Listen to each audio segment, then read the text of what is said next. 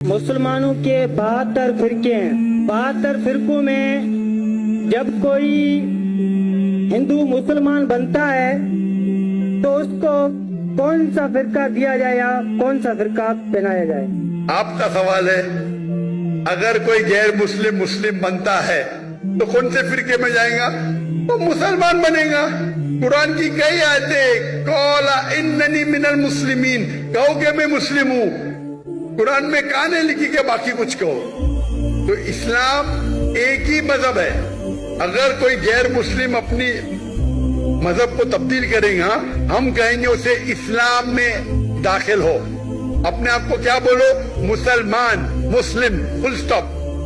ہم مسلمان ایک ساتھ ہونا چاہیے، دنیا بھر میں بٹے ہوئے، چاہے پاکستان ہو، چاہے ہندوستان ہو، کوئی بھی استان ہو. ہم مسلمان آپس میں کیوں جھگڑ رہے؟